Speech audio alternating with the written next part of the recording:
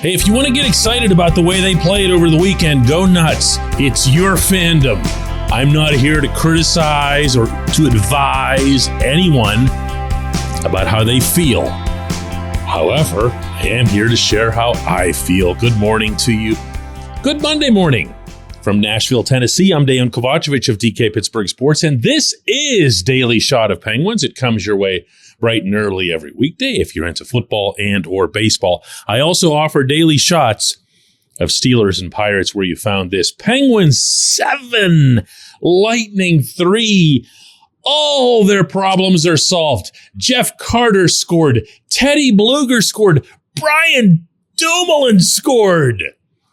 And it was a clean sweep for the weekend, including a 3-2 overtime win in St. Louis the previous day. And I am here to explain to you, if you are only a hockey fan, what it is that I refer to on a regular basis when I say a 4-loss win. Pardon me, please, for the little bit of a baseball detour here. Steve Blass, the Game 7 winning pitcher for the Pirates in the 1971 World Series, said that he and his teammates used to have a phrase that they referred to way back then as a 4-loss win, meaning you had a starting pitcher who you knew wasn't going to be somebody who could get you wins on a consistent basis, but he'd go out there and he'd have that one game right when it looked like he was going to be yanked from the rotation that'd be just enough to leave him in the rotation for another month, and you would lose the next 4 games. Hence, a 4-loss win. Now, to watch the Penguins perform as they did over the weekend, again, you can say, oh, come on, that's not fair. They piled up a zillion shots against both the Blues and the Bolts. They defended reasonably well, certainly against Tampa Bay. And they're starting to get some of their confidence back, their moxie, their mojo. This is what Dumoulin had to say after the game yesterday. We just got to put ourselves in a position to get in, give us a chance. And I know a lot of teams don't want to play us in playoffs, so we just got to keep building, got to keep working for each other and getting better. And from now on, obviously we have to play playoff hockey to get in. So I think it can only benefit us when if we get in. And again, I'm not here to take any of that away from them. If Dumoulin starts really feeling it and starts filling the net, I'm joking, but playing better overall, that's a positive for the team. Wonderful. Great if that happens. If Carter starts moving like he's got, something left to his career, awesome. Who would not want to see that? If Teddy starts looking like pre-broken jaw Teddy, so much the better. Heck, one of these days, Brock McGinn's going to score. And then it's going to be like, wow, the team is all the way there. It's all the way intact and everybody's healthy and happy and hearty and all that other stuff. But look, the Blues game didn't go the whole way through the way you would have wanted. They didn't need to be blowing that lead late. It shouldn't have needed overtime to beat a team that's in complete tumult right now. And the Blues are a mess, barking at each other, the coach ripping the star players biting back publicly. There's a lot of badness happening in St. Louis. The Penguins did well to capitalize on it, but that's exactly what they did. And the Lightning, the Bolts are the Bolts, okay? And the Bolts can beat anybody with any goalie, as they've shown. But if we're really being honest with each other here, there isn't a bigger chasm on any depth chart among any position in any sport than there is between Andrei Vasilevskiy and Brian Elliott. Elliott, I've said this for a long time now, is the worst regular goaltender in the NHL. Great guy, great competitor, all the spirit in the world. His teammates will run through a cement wall for him. He just can't tend goal. So once the Penguins got up a little bit, and by that I'm talking about Yevgeny Malkin's breakaway, it was highly likely that they were going to end up mopping up on this guy. And they did. And then the Lightning got a little demoralized, and they were playing their second game in as many days. And then you saw how the rest of it went.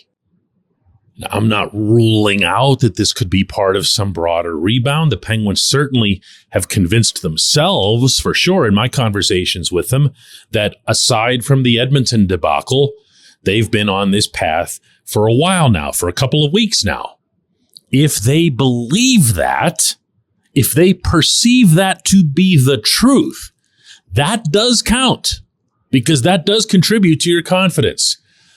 From my own standpoint, I'm here in Nashville to cover the game tomorrow night against the Predators.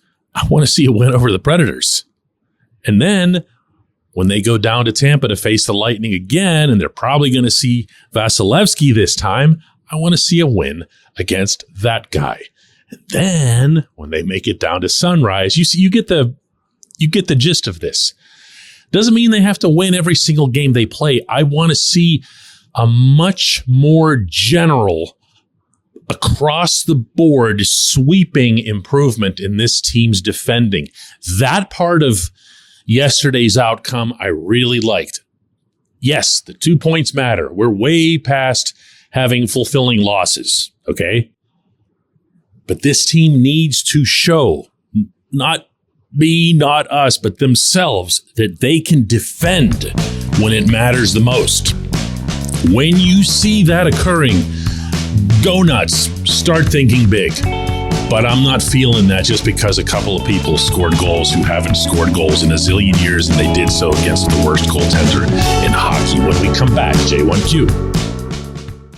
This segment of Daily Shot is brought to you by Family Table, a local company that brings delicious food to busy families in our area. They offer family-style complete meals or a la carte items like lean proteins, perfect for muscle building and weight loss. They're delivered straight to your door. These meals only need to be reheated. No prep, no mess. If you're not local, gift cards are available for your Pittsburgh-based family and friends. Go to FamilyTablePGH.com and use the code DK20 to get 20% off and free delivery on your first order. Again, that's FamilyTablePGH.com. The code is DK20 to get 20% off.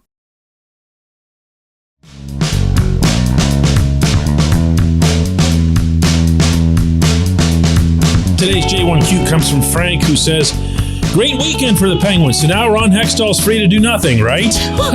Okay, Frank.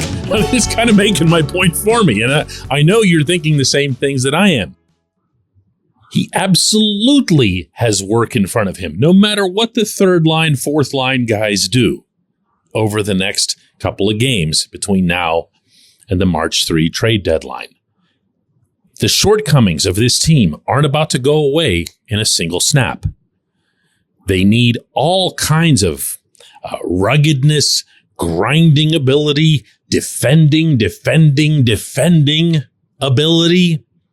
And they are not going to get it from Jeff Carter. They're not going to get it from Brock McGinn. They might not get it from Teddy Bluger. They have to replace these players or upgrade on them or shove them down the depth chart or shove them to fourth lines, ideally fifth lines if and when Ryan Poehling comes back into the mix.